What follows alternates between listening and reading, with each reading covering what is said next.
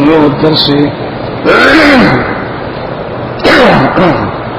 في إثبات المعاد والأدلة على ذلك سورة النازعات تفسير ابن كثير.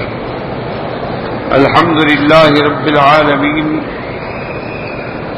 والصلاة والسلام على أشرف الأنبياء والسيد المرسلين سيدنا محمد وعلى آله وأصحابه أجمعين. اللهم صل على سيدنا محمد وعلى آل سيدنا محمد كما صليت على إبراهيم وعلى آل إبراهيم في العالمين إنك حميد مجيد. أعوذ بالله من الشيطان الرجيم. بسم الله الرحمن الرحيم.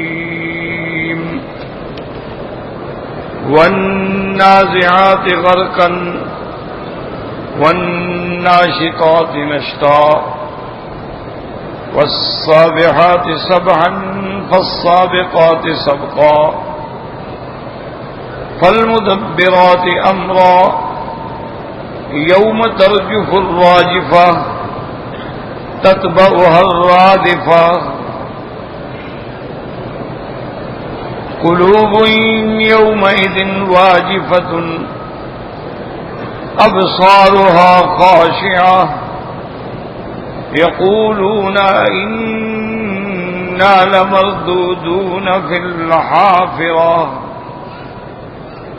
أإذا كنا عظاما نخرة قالوا تلك إذا كرة خاسرة فإنما هي زجرة واحدة فإذا هم بالساهرة. اس سے پہلے سورۃ النبا میں اللہ تبارک و تعالی نے قرآن مقدس میں اس یوم قیامت کے بارے میں خبر دی تھی، اور اس پر پھر اللہ نے دلائل عطا فرمائے تھے کہ دیکھو ہم نے زمین کو بچھایا، پہاڑوں کو میخیں بنایا، تمہیں جوڑے بنایا، نیند کو راحت کی چیز بنایا، رات کو پردہ بنایا، اور دن تمہارے روزگار کے لیے بنایا، اور تمہارے اوپر 7 آسمان مضبوط بنائے، اور اس میں ہم نے سورج رکھا روشن، وَأَنزَلْنَا مِنَ الْمُعْصِرَاتِ، اور اتارا ہم نے بادلوں سے پانی بہتا ہوا، لِنُخْرِجَ بِهِ حَبًّا وَنَبَاتًا، تاکہ ہم اس پانی کے ذریعے نکالیں زمین سے گندم بھی اور سبزیاں، وَجَنَّاتٍ أَلْفَافًا، اور باغ ایک دوسرے سے جڑے ہوئے. پھر اللہ نے فرمایا کہ ان یوم الفصل، وہ کہ فصل فیصلے کا دن جو ہے وہی وقت معین ہے. یوم ینفخ فی الصور، جب سور پھونکا جائے گا، وتأتون افواجا، پھر آئیں گے جماعتیں جماعتیں، وفتحت السماء فکانت ابوابا، اور کھول دیا جائے گا آسمان، یعنی پھٹ جائے گا جیسے ہو گئے دروازے، وسیرت الجبال، اور پہاڑوں کو چلایا جائے گا، ایسے ہو جائیں گے جیسے دھوکھا، یعنی جیسے سراب نظر آتا ہے ہوتا کچھ بھی نہیں. ان جہنم کانت مرصادا، تحقیق جہنم جو ہے وہ انتظار میں ہے، للطاغین وآبا، سرکشوں کے لیے لوٹنے کی جگہ ہے، اور وہ سرکش اس میں رہیں گے، لابثین فیہا احقابا احقاب. احقاب حقب کا معنی ہوتا ہے 80 سال، معنی یہ ہے کہ وہ ہمیشہ اس میں رہیں گے. لا یذوقون فیہا بردا ولا شرابا، نہ ان کو ظاہری ٹھنڈک ملے گی اور نہ ٹھنڈا پانی، الا حمیما وغساقا، مگر کھولتا ہوا پانی اور دھون نکلی ہوئی، پیپ نکلی ہوئی کافروں کے زخموں سے. یہ بدلہ ہے پورا پورا تمہارے اعمال کا، جزاء وفاقا، بدلہ ہے برابر سرابر. انہم کانوا لا یرجون حسابا، کی تحقیق وہ حساب کے دن سے خوف ہی نہیں کرتے تھے. وکذبوا بآیاتنا کذابا، ہماری آیات کو جھٹلاتے تھے. حالانکہ اللہ کی شان تو یہ ہے وَكُلَّ شَيْءٍ أَحْصَيْنَاهُ كِتَابًا، ہر چیز ہم نے لکھ رکھی ہے اور کتاب میں محفوظ ہے. فَذُوقُوا فَلَن نَّزِيدَكُمْ إِلَّا عَذَابًا، وہ کافروں کو کہا جائے گا کہ چکھو تمہارے لیے اور عذاب ہی بڑھایا جائے گا، تمہیں نجات نہیں ملے گی. پھر اللہ نے ارشاد فرمایا تھا ان للمتقین مفازا، متقین کے لیے وہاں راحتی کی جگہ ہوگی، راحت ہوگی، خوشی ہوگی۔ حدائق و عنابن، باغ ہوں گے اور انگور ہوں گے۔ وکوائب اترابن، اور سینہ چڑی ہم عمر عورتیں ہوں گی۔ وکاسن دہاقا، اور شراب سے بھرے ہوئے جام ہوں گے۔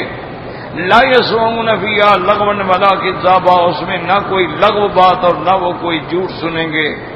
جزاء من ربک، تیرے رب کی طرف سے بدلہ ہے، عطا ہے پورا پورا۔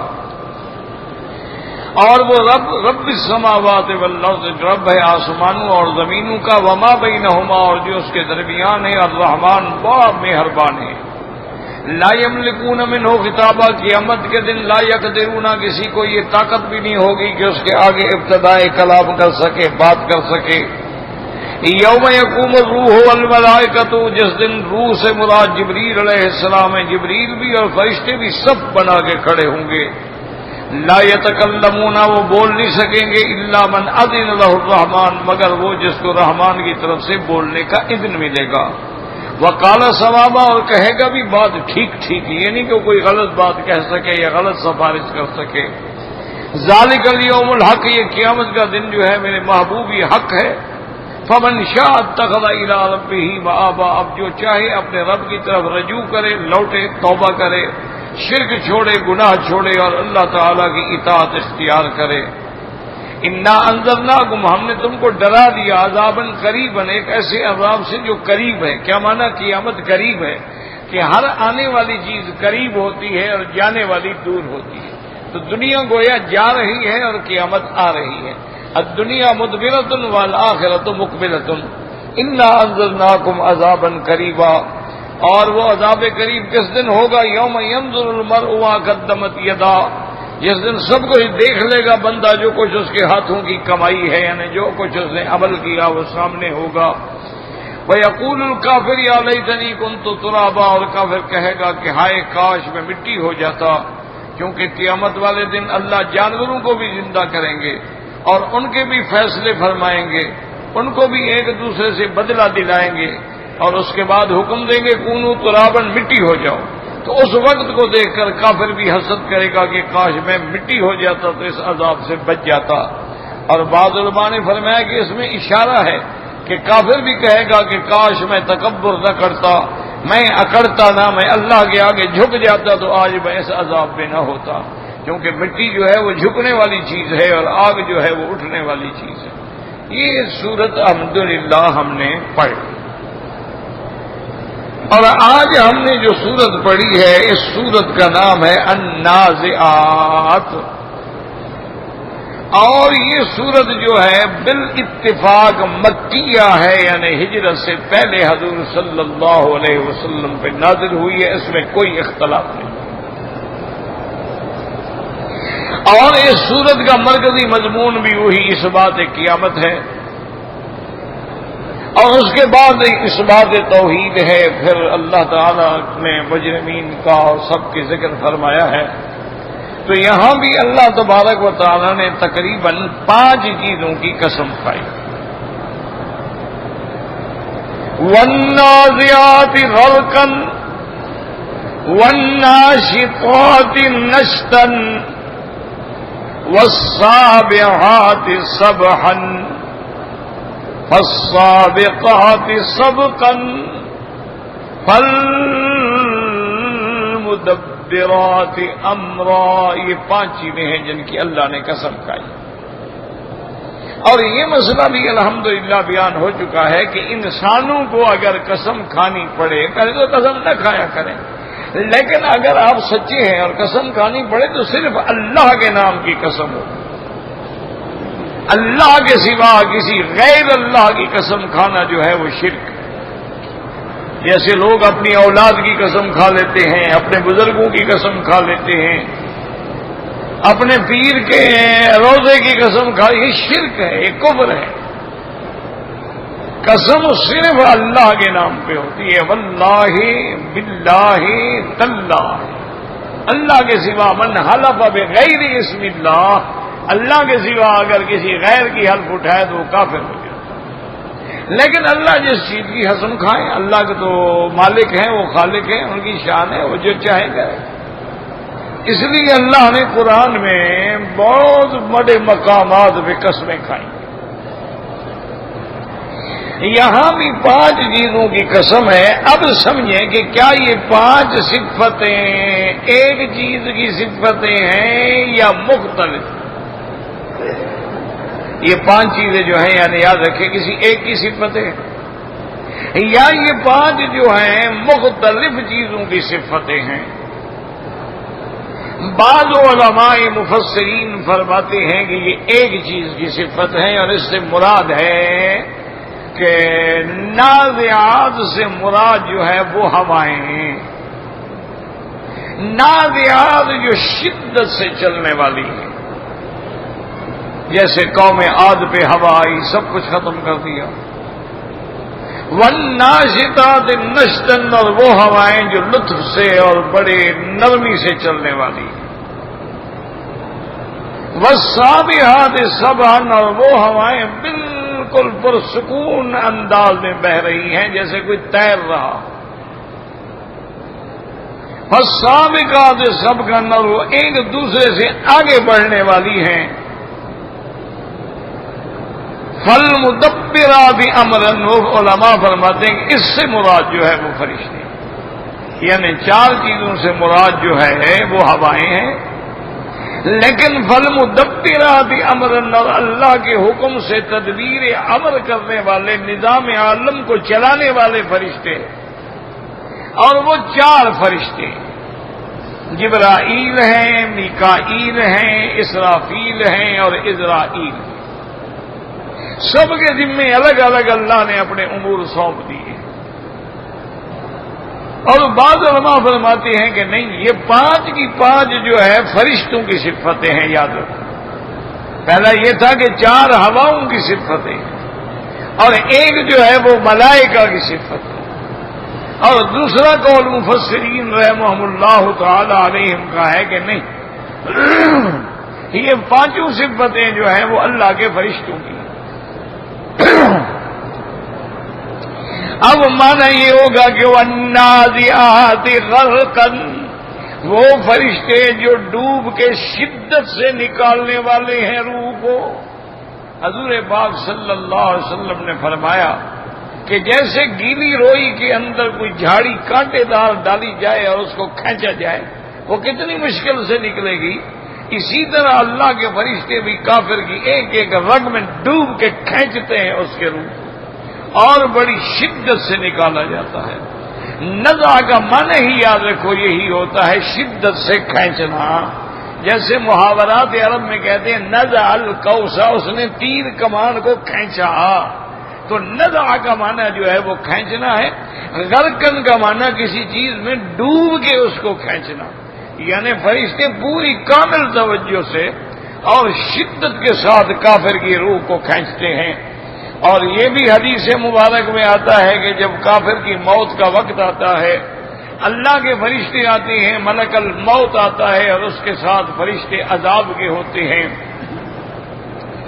اور وہ اس کی روح کو بھی مخاطب کر کے کہتے ہیں کہ یا ایتھا الروح الخبیثۃ فی الجسد الخبیث، اے بدترین روح بدترین جسد میں، فخرجی نکلو اپنے بدن سے اور چلو تمہارا رب تم پہ ناراض ہے. تو اس کو کہتے ہیں والنازعات غرقا، یعنی روح کو کھینچنا شدت کے ساتھ ڈوب کر. یہ پہلی صفت. والناشطات نشطا، اور بڑی نرمی سے گرا کا کھول دینا روح اور جسد کے درمیان میں، گویا کہ جو بندھی ہوئی ہے نا اس کو آرام سے کھول دیا. اس کو کہتے ہیں ناشطات، کہ مومن کی روح جو ہے وہ فرشتے اتنی آرام سے نکالتے ہیں کہ جیسے بس پسینہ آ جائے پیشانی پہ، اور اتنی سی تکلیف ہوتی ہے اور زیادہ اس کو تکلیف نہیں ہوتی ہے. تو یہ بھی فرشتے ہیں کہ اور پھر روح مومن کو خطاب کرتے ہیں یا ایتھا الروح الطیب بالجسد الطیب فخرجی الی روح وریحان ورب غیر غضبان. اے پاک روح پاک بدن میں چلو اپنے نعمت اللہ کی نعمتوں کی طرف اور اپنے رب کی طرف جو تم پہ ناراض نہیں ہے. تو مومن کی روح جو ہے اس کو آہستہ اور آرام سے نکالا جاتا ہے. لیکن اسی جگہ یاد رکھو کہ یہ بھی دیکھ لیں کہ مثلاً کبھی تو کافر بیٹھے بیٹھے مر گیا، اس کو کوئی تکلیف نہیں ہوئی، اور کئی مومن جو ہیں کئی دن تک بیچارے جو ہیں وہ سکرات الموت کی شدت میں ہوتے ہیں، ان کی تکلیف ہو رہی ہوتی ہے، وہ بہت بڑی مصیبت میں مبتلا ہوتے ہیں، تو یہ امتحان ہوتے ہیں، یہ ابتلا ہوتے ہیں۔ ورنہ قاعدہ یہی ہے کہ مومن کی روح کو آرام سے نکالا جاتا ہے اور کافر کی روح جو ہے اس کو سختی سے کھینچا جاتا ہے۔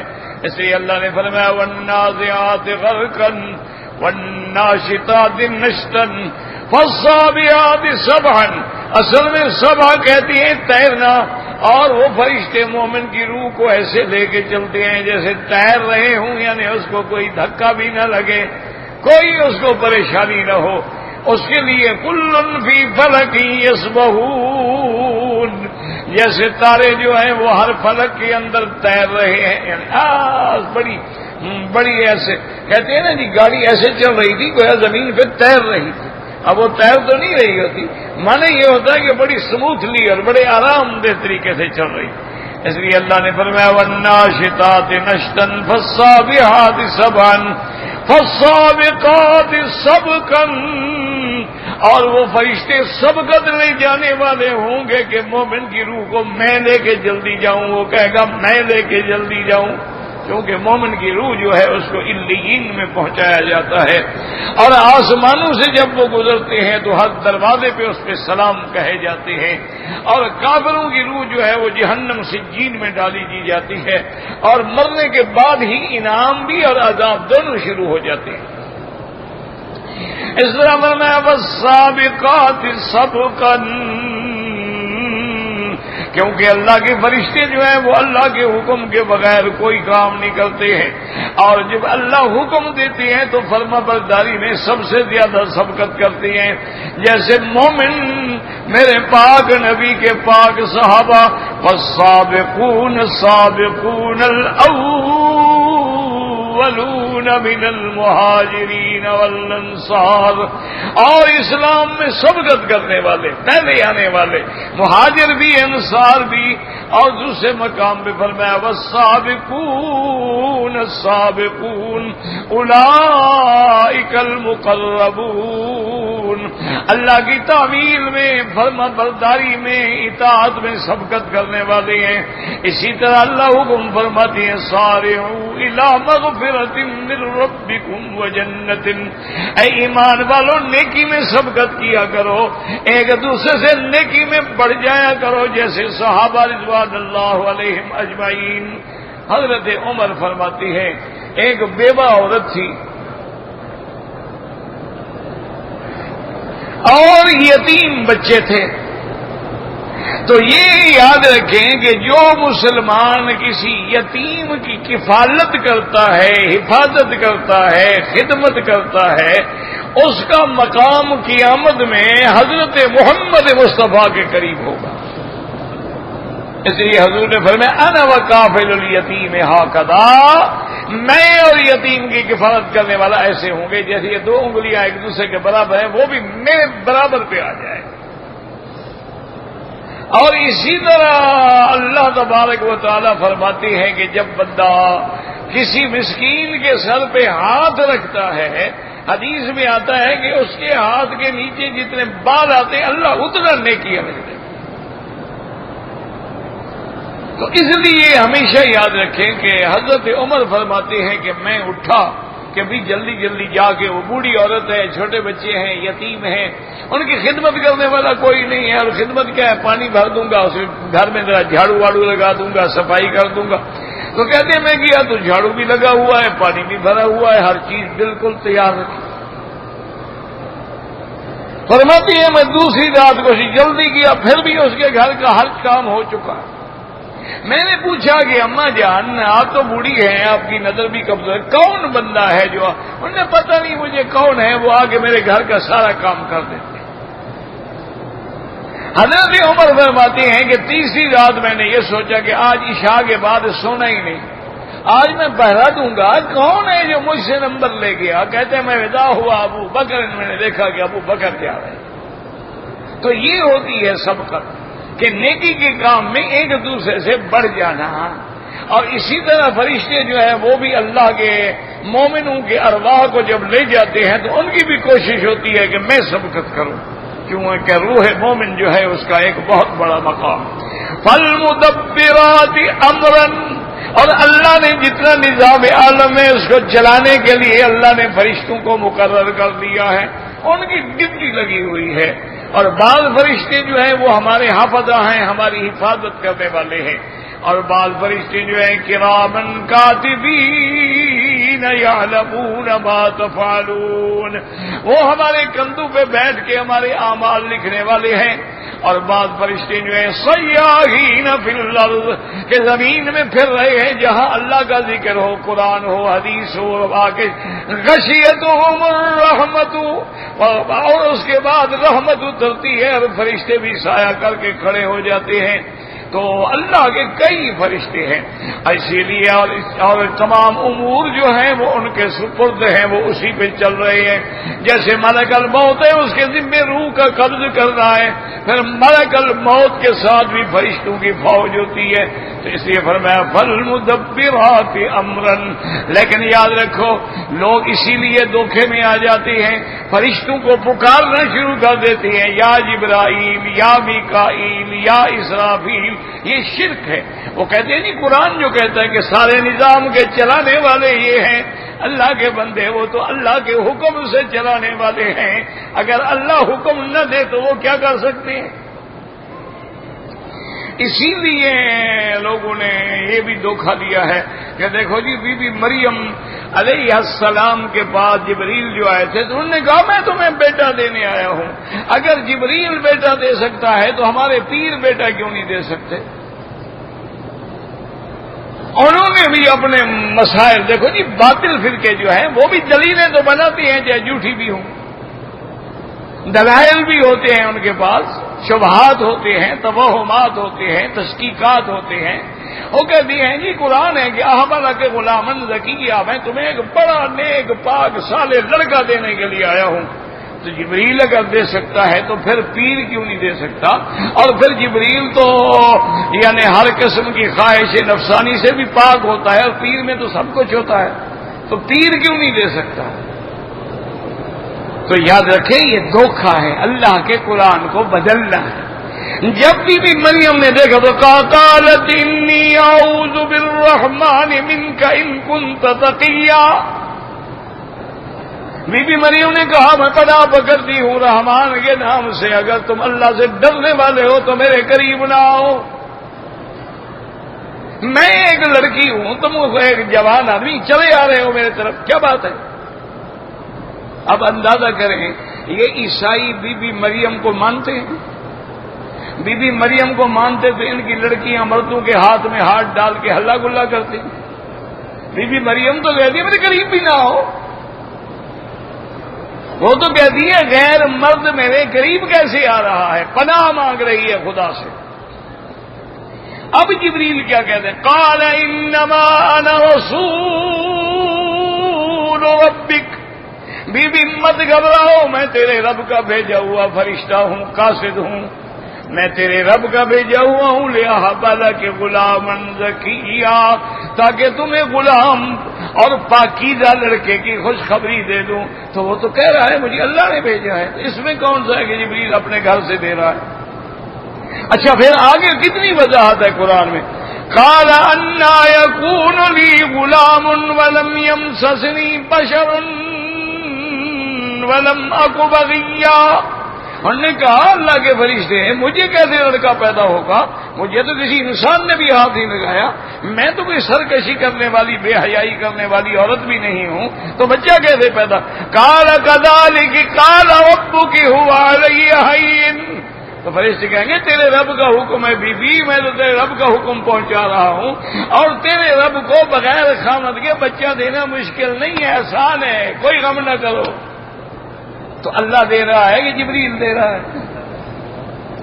بس انا للہ و انا الیہ راجعون. کیا کرے آدمی، کہاں جائے کہ اللہ کے قرآن کو بدل دیتے. اللہ کے قرآن کو اب دیکھیں نا جی، یا ایھا الذین آمنوا اتقوا اللہ وابتغوا الیہ الوسیلہ، کہیں گے وسیلہ مراد ہے اللہ کے بندے 1400 سال گزر گئے، ساری تفسیریں موجود ہیں، صحابہ سے لے کر آج تک کسی مفسر نے یہی معنی کیا ہے کہ وسیلہ پکڑو. تم نے 1400 سال کے بعد معنی بنا لیا ہے. اللہ کے قرآن میں تحریف معنوی، قرآن کے معنی کو بدلنا. تو یاد رکھو اللہ نے فرشتوں کو حکم دے رکھا ہے کہ یہ کرو اور یہ نہ کرو، تو وہ تو اللہ کے حکم کے پابند ہیں. اس میں کیا ہے کہ فرشتوں کے ہاتھ میں سب کچھ ہے. حضور نے فرمایا تھا جبریل سے کہ جبریل کبھی کبھی آنے میں تم اتنا دیر کر دیتے ہو، مجھے تمہارے آنے کا انتظار ہوتا ہے. جبریل نے کہا انا اشفق الیک یا رسول اللہ، حضور میں تو آپ کا چہرہ دیکھنے کے لیے آپ سے زیادہ مشتاق ہوتا ہوں، لیکن وما نتنزل الا بامر ربک، جب تک رب حکم نہ دے ہم نہیں اتر سکتے. فالمدبرات امرا، اب جناب آگے آ کے جواب قسم کیا ہے، یعنی نتیجہ کیا ہے. یوم ترجف الراجفہ، جس دن زلزلہ زمین میں ہل جائے، رجف کہتے ہیں زلزلہ، تھر تھرانا، جس دن تھر تھری پیدا ہو جائے زمینوں میں. وَتَتْبَعُهَا الرَّادِفَةُ، اور اس کے پیچھے آئے پیچھے آنے والی، یعنی یہ دو نفقے ہو گئے نا کہ پہلا سور پھونکیں گے تو زلزلہ آ جائے گا. اذا زلزلت الارض زلزالها واخرجت الارض اثقالها وقال الانسان ما لها، اور دوسری جگہ فرمایا یا ایھا الناس اتقوا ربکم. او بھائی اس کو کیا بیماری ہو گئی؟ ہاں جی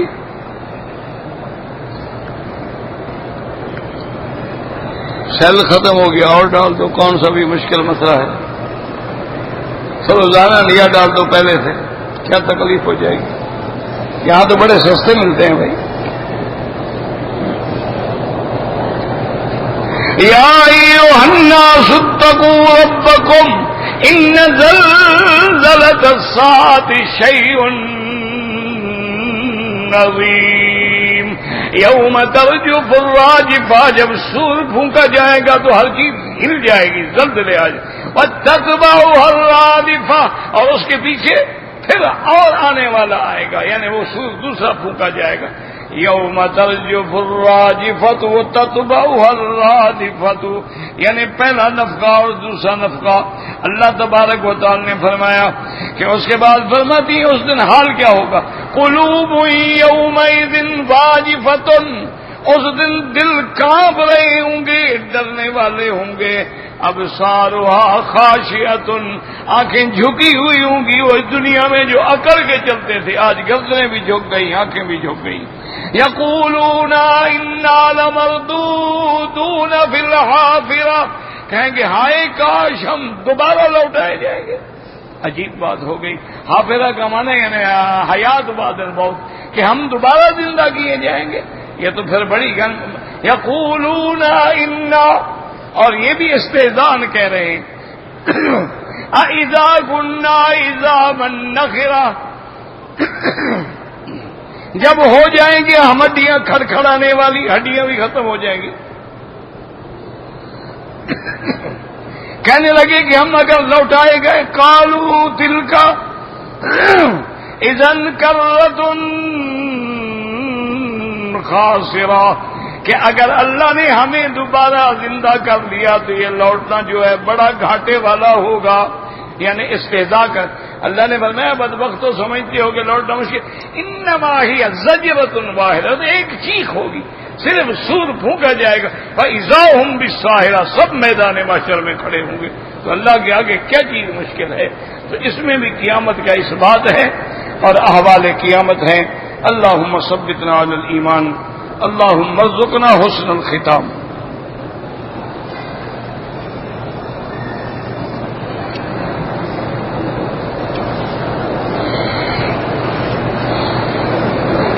کہتے تھے کہ حاجی حضرات جو ہیں زمزم گھر لے جاتے ہیں، بالکل لے جانا چاہیے، یہ تو سنت ہے. حضور صلی اللہ علیہ وسلم کے لیے باقاعدہ مکہ مکرمہ سے مدینہ منورہ زمزم لی جاتی، باقاعدہ بھیجا جاتا۔ یہ تو سنت ہے اور ہدیہ ہے، اور یہ تو وہ پانی ہے جو جنت کے پانی سے بھی افضل ہے۔ اب اگر وہ اس کو پانی ملا دیں یا ویسے پلائیں کوئی بات نہیں۔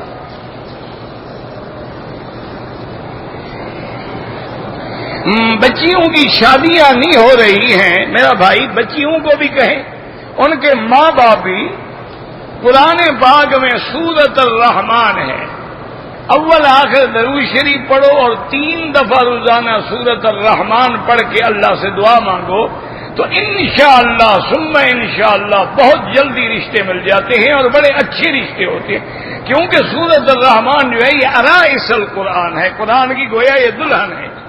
تو اس لیے اس کو سورۃ مبارک کو اس مسئلے سے بڑی خاص مناسبت ہے، واللہ عالم۔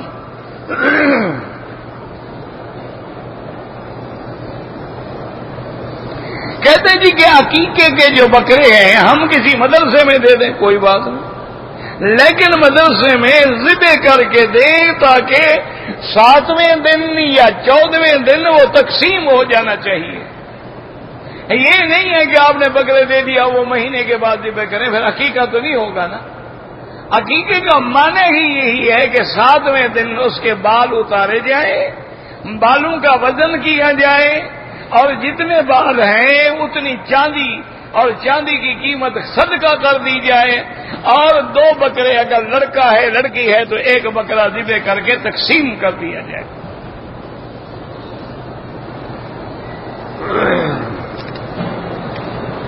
کہتے جی کہ غیر مسلم ہے، کافر ہے، انگریز ہے، ہندو ہے، اس کے ساتھ بیٹھ کے کھانا کھا سکتے ہیں کوئی بات نہیں۔ ایک ہے کہ غیر مسلم کے ساتھ کھانا کھانا جائز ہے، لیکن کوشش کریں کہ نہ کھائیں،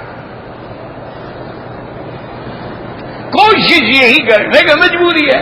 ایک کمپنی میں کام کرتے ہیں سارے، ایک میس سے ایک جگہ کھاتے ہیں، کوئی حرج نہیں، کوئی بات نہیں، اجازت ہے، لیکن اگر آپ بچ سکتے ہیں تو بچیں۔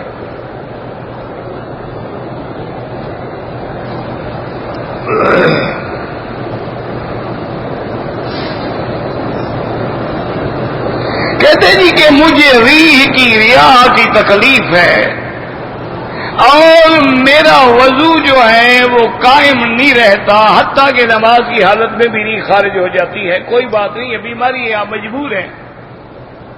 حل یہ ہے کہ ہر نماز کے لیے نیا وضو کرو، یعنی تم نے مغرب کو وضو کیا ہے نا، اب یہی وضو کافی ہے، عشاء تک نماز پڑھو، طواف کرو، نفل پڑھو، جو کچھ مرضی ہے کرو، پھر جب عشاء کا وقت آ جائے تو اب دوبارہ وضو کرو۔ تو ایک نماز سے دوسرے نماز تک چاہے بھی خارج ہوتی رہے وہی وضو کافی ہے۔ تو یہ تو مجبوری ہے نا، لیس علی المریض ہر جب آدمی بیمار ہو تو کیا کرے؟ اب دیکھو نا، جو بندے بیچارے کھڑے ہو کے نماز نہیں پڑھ سکتے بیٹھ کے پڑھے، جو بیچارے بیٹھ کے بھی نماز نہیں پڑھ سکتے اور لیٹ کے بھی پڑھ سکتے، ویل چیئر پہ بیٹھ کے بھی پڑھ سکتے، کسی سیڑھیوں پر بیٹھ کے بھی پڑھ سکتے ہیں، حالت خوف میں گھوڑے کی پشت پر بھی بیٹھ کے پڑھ سکتے ہیں، تو حالات ہیں نا، مجبور ہے نا انسان۔ تو اللہ نے اپنے بندوں کو رعایات دی ہیں، اور ویسے میں آپ کو بتاتا ہوں مجھے پتہ چلتا کوئی نہیں، نہ میں حکیم ہوں، نہ طبیب ہوں، نہ ڈاکٹر ہوں۔ ایک بزرگ نے بتایا تھا، وہ آپ کو بھی میں بتا دیتا ہوں، وہ فرماتے تھے کہ جس بندے کو پیٹ کی جس قسم کی تکلیف ہے وہ 5 دانے کالی مرچ کے صبح لے کے پانی کے ساتھ 1 گلاس کے ساتھ نگل لیا کرے، وہ فرماتے ہیں اسی سے انشاءاللہ ساری تکلیفیں دور ہو جاتی ہیں۔ اللہ اعلم، خدا جانتا ہے، یہ ان کا ایک تجربہ ہے۔ بہرحال میں نے جتنے لوگوں کو بتایا وہ کہتے ہیں ٹھیک ہو گئے ہیں، اللہ عالم۔ باقی یہ ہے کہ بطور حکمت کیا ہے خدا جانے۔ اچھا ویسے بھی کالی مرچ کہتی ہے نا ہاضم ہوتی ہے، ہاضمے کا فائدہ تو کرتی ہے۔ اچھا شدید کھانسی ہے، کالی مرچ کو آپ پاؤڈر بنا کے شہد میں ملا کے چاٹیں، فوراً کھانسی ختم ہو جاتی ہے۔ تو یہ اللہ کی حکمتیں تو ہیں نا۔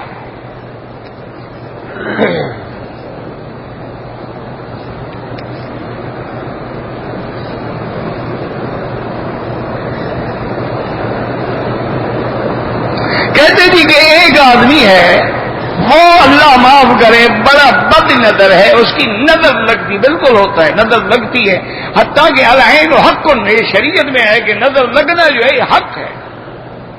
حضور کے صحابی کو نظر لگ گئی۔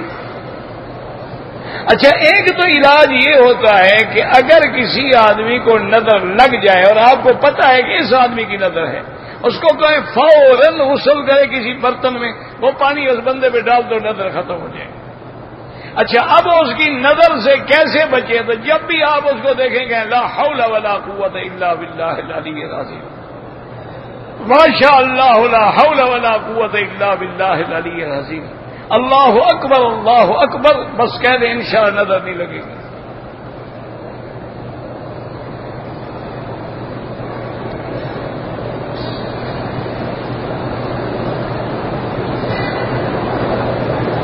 کہتے ہیں جی کہ ایک مسجد کا امام ہے، لوگوں کو نماز بھی پڑھاتا ہے، لیکن اس کے موبائل میں بعض دوستوں نے بڑی غلط قسم کی تصویریں دیکھی ہیں، تو ایسے امام کے پیچھے نماز ہو جاتی ہے، اس کے موبائل میں 2-3 ہوں گی، مقتدی میں 50-60 ہوں گی، جیسا امام ویسے مقتدی ہے نا۔ بھائی امام محمد مصطفیٰ تھا تو مقتدی بھی ابو بکر تھا نا۔ اب اگر مقتدی آپ ہیں تو امام بھی تو ہمارے جیسے ملیں گے نا۔ بہرحال ایسے لوگوں کے پیچھے نماز نہ پڑھیں۔ جب آدمی بدنام ہو جائے، فاسق ہو جائے، فاجر ہو جائے، نماز پڑھتے ہوئے اس سے کراہت مخصوص، ایسے بندے کے پیچھے نماز نہیں پڑھنی چاہیے۔ یہ سمجھتے ہیں کہ مولوی پیر فرشتے ہوتے ہیں، یہ سب سے زیادہ خطرناک ہوتے ہیں، ان سے بڑی احتیاط کیا کرو۔ کیوں؟ گناہگار دیکھو نا، ایک آدمی نے بڑا اچھا کھانا کھایا ہوا ہو، اس کے سامنے آپ کھانا رکھے ہو کہ جی میں نے کھایا، اگر بھوکھا ہو تو سوکھی روٹی بھی کھا جائے گا۔ یہ مولوی پیر بھوکھے ہوتے ہیں، ان کو عورتیں ملتی نہیں نا، جو مل جائے پھر یہ نہیں چھوڑتے۔ ان سے خاص طور پہ بچا کر، کبھی بھی اعتبار نہ کرنا، کسی مولوی کو گھر نہ لے جانا، کسی پیر کو بھی گھر نہ لے جانا۔ وہ ہمارے ایک بزرگ تھے، عالم تھے، بہت بڑے عالم تھے، نابینا بھی تھے اور عالم بھی بہت بڑے تھے، حافظ اللہ وسائے رحمۃ اللہ علیہ، ڈیرہ غازی خان سے تھے۔ اپنے دور میں دارالعلوم دیوبند میں فرسٹ آئے تھے نابینا ہو کر، بہت بڑے عالم تھے۔ وہ تقریر کر رہے تھے، کسی جاہل نے چٹ لکھا کہ حضرت پیر کا شان زیادہ ہے یا قرآن کا شان زیادہ ہے؟ تو حضرت نے جب سنا، اس نے پڑھ کے سنایا سوال، انہوں نے کہا بھی قرآن کو تو 1400 سال ہو گئے ہمارے گھروں میں، آج تک کوئی نقصان نہیں ہوا، پیر کو 14 دن کے لیے گھر میں رکھ لو پھر نتیجہ نکل آئے گا۔ انہوں نے کہا پھر خود فیصلہ کر لینا شان کس کی زیادہ ہے۔ اللہ ان کی قبر پہ رحمت کرے، وہ بہت اور بہت بڑے عظیم خطیب تھے۔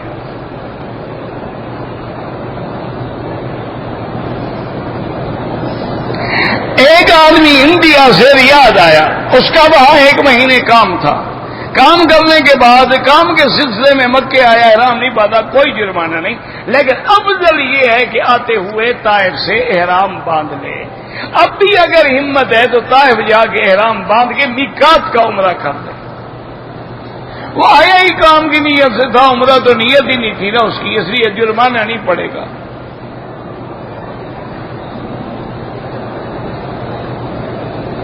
کہتے ہیں جی کہ ہمارے گاؤں میں مسجد نہیں ہے، میرے پاس منشیات اسمگلنگ کرنے کا بڑا پیسہ ہے، اس سے میں مسجد بنا دوں، انشاءاللہ کسی کی نماز نہیں ہوگی۔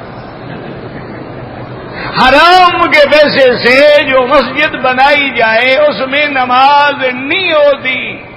یہ جتنے بینک مسجدیں بناتے ہیں ان میں نماز نہیں ہوتی، جتنی انشورنس کمپنیاں مسجدیں بناتی ہیں ان میں نماز نہیں ہوتی۔ کسی کی زمین پہ زبردستی قبضہ کر کے مسجد بنا دو، نماز نہیں ہوتی۔ کسی کی زمین یتیموں کی چھین کے مسجد بنا دو، نماز نہیں ہوتی۔ خود اندازہ کرو کہ تم سے تو ابو جہل بھی زیادہ نعوذ باللہ سوچ والا تھا۔ جب کعبہ بنا رہے تھے، کعبے کو چھوٹا کر دیا لیکن حرام کا پیسہ نہیں لگایا۔ انہوں نے کہا بھئی حلال کے پیسے ختم ہو گئے، کعبہ چھوٹا کر دو لیکن حرام نہ لگاؤ خدا کے گھر میں۔ ابو جہل بھی خدا کے گھر میں حرام نہیں لگاتا تھا، تم منشیات کی اسمگلنگ کر کے مسجد بنا رہے ہو۔ انا للہ و انا الیہ راجعون۔ بالکل نماز نہیں ہوتی۔ اگر ایسا پیسہ ہے نا غریبوں کو دے دو، ثواب کی نیت نہ کرو، ثواب کی نیت نہ، ثواب حلال پہ ہوتا ہے نا، حرام پہ کیسے ثواب ہو؟ سرکار دو عالم صلی اللہ علیہ وسلم کی عمر مبارک جو ہے، ایک حدیث مبارک میں ہے 63 سال، 60 اور 3، اور ایک روایت میں ہے 65 سال، 60 اور 5۔ لیکن یہ دونوں روایتیں ٹھیک ہیں۔ آپ ربیع الاول میں پیدا ہوئے، ربیع الاول میں وفات ہوئی، تو جنہوں نے پہلا سال بھی مکمل گن لیا اور آخری بھی مکمل، انہوں نے کہا 65 سال۔ جنہوں نے پہلا سال نہیں گنا اور آخری بھی نہیں گنا، انہوں نے کہا پورے جو سال تھے وہ 63 سال تھے۔ تو حضور کی عمر مبارک جو ہے وہ 63 سال۔ معراج بھی ہوا ہے، بالکل معراج جسمانی ہوا ہے ایک ہی دفعہ، روحانی تو اللہ عالم کتنے دفعہ ہوتے ہوں گے۔ میرا بھائی بیمار ہے، اللہ ہر بیمار کو شفا عطا فرما۔ اللہم اشفنا واشف مرضانا ومرضى المسلمین۔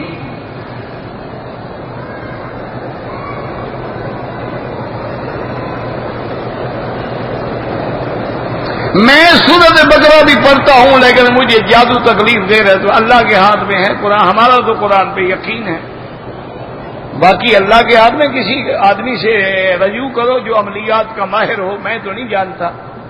بہت سارے لوگ ہوتے ہیں نا جو عملیات کو کرتے ہیں، جادو توڑتے ہیں، ان سے ملو۔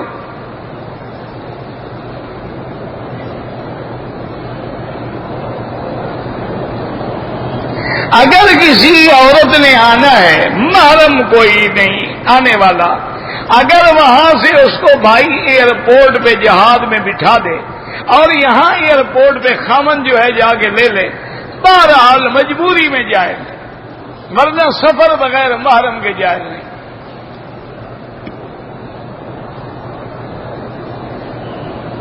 کہتے جی کہ یہاں ایک عالم ہے، اہل حدیث والے ہیں اور باقی ائمہ پہ اعتراض کرتے ہیں، اللہ ہدایت، ہم تو ہدایت کی دعا کرتے ہیں، وہ اگر برے بھلا کہتے ہیں تو ان کی مرضی ہے۔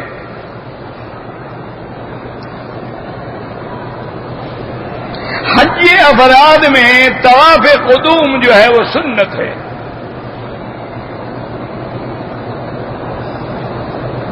عرفات کو اس لیے کہتے ہیں کہ علماء نے فرمایا کہ آدم و حوا کی پہچان ہوئی۔ مزدلفہ اس لیے کہتے ہیں کہ عرفات سے وہ جو مجمع ہے وہ ایک دوسرے کے اوپر ازدلاف کر کے قریب قریب آ رہا ہے، ورنہ نام مشعر الحرام ہے۔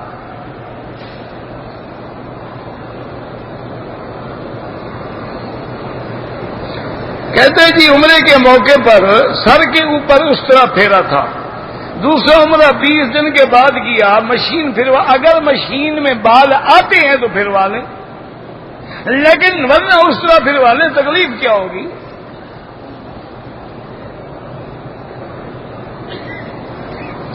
سرکار دو عالم صلی اللہ علیہ وسلم کے مدینے پاک میں جب جائیں، اپنے منزل پہ جا کے غسل کریں، کپڑے پہنیں، خوشبو لگائیں، ادب سے چلتے ہوئے مسجد میں آئیں، 2 رکعت تحیت المسجد پڑھیں، ادب سے چلتے ہوئے مواجہ شریف میں آ کے کھڑے ہوں اور الصلاۃ والسلام علیک یا رسول اللہ، الصلاۃ والسلام علیک یا حبیب اللہ، الصلاۃ والسلام علیک یا خیر خلق اللہ۔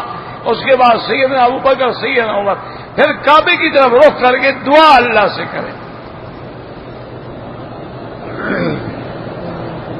کہتے تھے کہ مسجد میں دوسری جماعت نہیں ہونی چاہیے، یہ فقہ کا قول ہے، اس لیے کہ ہر آدمی عادی ہو جائے گا، پھر پہلی مسجد آباد ہی نہیں رہے گی۔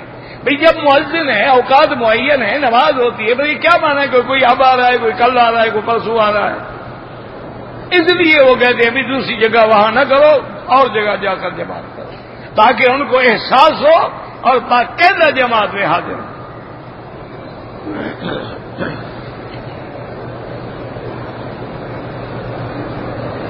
چاول باہر ہیں تو یہ صحیح سا، یہ یہاں جو آدمی بیٹھے ہیں نا اس کو مل لیں، ان کو دے دیں، ہمارے کوئی چاول ہیں یا کیا ہے، بڑی مہربانی، جزاک اللہ۔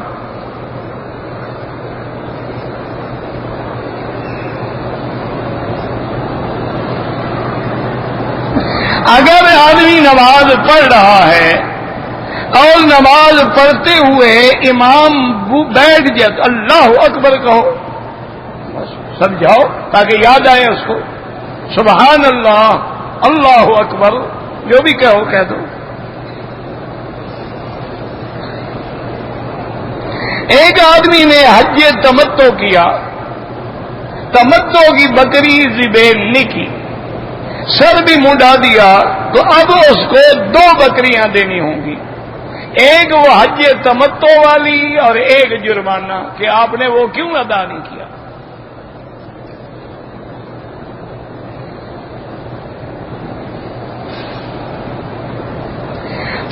اگر لڑکی نابالغ ہے 8-9 سال کی، اس کا نکاح کسی بڑے آدمی کے ساتھ کرایا جائے، بچی کی جگہ اس کا باپ نکاح کا جواب دے، نکاح ہو جائے گا، لیکن ایسا ظلم نہ کیا کرو۔ قرآن بھی کہتے ہیں عرباً اترابا، قرآن کہتے ہیں وکواعب اترابا، قیامت میں جو عورتیں ہوں گی تمہاری ہم سن ہوں گی، تو ہم سن ہونا جو ہے وہ بھی ضروری ہے۔ یہ نہیں ہے کہ ایک آدمی کی عمر 80 سال ہے، لڑکی ابھی بیچاری 8 سال کی ہے، 10 سال کے بعد یہ 18 کی ہوگی اور انشاءاللہ فوت ہو جائے گا یا قبر میں پڑا ہوگا۔ وہ ہمارا ایک دوست تھا، وہ کہتا تھا مکی صاحب جب نوجوان شادی کرے تو میاں بیوی خوش ہوتے ہیں، اور بوڑھا کوئی نوجوان لڑکی لے آئے تو محلے والے خوش ہوتے ہیں، ان کو فائدہ پہنچتا ہے۔ اس کا ایک تجربہ تھا بیچارے کا، ہر آدمی ہوتا ہے تجربے والے۔ کہتے ہیں جی کہ مسجد کے لیے جب چندہ دیا جاتا ہے تو اس میں اللہ عالم حلال حرام، تو اس میں تحقیق تو نہیں ہے، تمہیں تو تحقیق تھی کہ تمہارا اسمگلنگ کا پیسہ ہے، وہ تو فرق ہے نا۔ چندہ ارے ہمیں کیا پتا کون سا حلال تھا کون سا حرام تھا، اب ایسی مشین تو بنی نہیں کہ ہم نوٹ کو ڈالیں تو لکھا ہوا ہو یہ حرام کا ہے یا حلال کا ہے۔ تو اس لیے اور پھر یہ ہے کہ مسلمان سے ہم یہ امید ہی نہیں کر سکتے کہ وہ حرام کا پیسہ مسجد میں ڈالے گا، حرام کا پیسہ اللہ کے گھر میں ڈالے گا، لیکن یہاں پھر بھی معاملہ مشتبہ ہے نا، وہاں تو یقین ہے کہ حرام کا پیسہ ہے، تو جہاں یقین ہو حرام کا پیسہ مسجد میں نہیں لگایا جا سکتا۔ اور ویسے بھی کوشش کیا کرو 1000 ریال کے بجائے 100 ریال دے دو لیکن حلال کا دیا کرو، 100 ریال کے بجائے 2 ریال مسجد میں چندہ دے دو لیکن حلال کے پیسوں سے، اسی میں برکت بھی ہوتی ہے اور مسجدیں آباد بھی ہوتی ہیں۔ اس لیے آپ دیکھیں گے بعض بڑی بڑی مسجدیں ہوتی ہیں لیکن آباد نہیں ہوتی، اور بعض کچی بنی ہوئی مٹی کی مسجدیں، کوئی قالین نہیں کوئی دری نہیں لیکن ماشاءاللہ بھری ہوئی ہیں نمازیوں سے۔ تو اصل وہ اخلاص ہوتا ہے، وہ حلال کے پیسے کی برکت ہوتی ہے، واللہ اعلم۔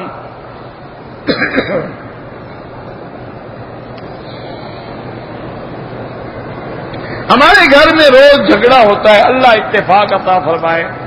بہرحال آخری صورتیں پڑھ کے گھر میں دم کیا کرو، قل اعوذ برب الفلق، قل اعوذ برب الناس، یہ شیطانی اثرات ہوتے ہیں۔ اللہ پاک ہر مسلمان کے گھر کو باعث رحمت و سکون بنائے۔ ربنا تقبل منا انك انت السميع العليم وتب علينا انك انت التواب الرحيم اللهم فرج هم المهمومين نفس كرب المكروبين واقض الدين عن المدينين واشفنا واشف مرضانا ومرضى المسلمين واشفنا واشف مرضانا ومرضى المسلمين اللهم انصر الاسلام والمسلمين اللهم انصر الاسلام والمسلمين اللهم اذل الشرك والمشركين اللهم انصر المجاهدين في كل مكان اللهم أيدهم بنصرك يا قوي يا عزيز اللهم اهلك أعداءك أعداء الدين انزل عليهم بأسك الذي لا يرد عن القوم المجرمين اللهم احفظ سائر بلاد المسلمين وهذا البلد الأمين واجعلها آمنا مطمئنا سخاء رخاء إلى يوم الدين برحمتك يا ارحم الراحمين صلی اللہ تعالی علی خیر خلقہ سیدنا محمد وعلى آلہ وصحبہ اجمعین اللهم صل على سيدنا محمد وبارك وسلم.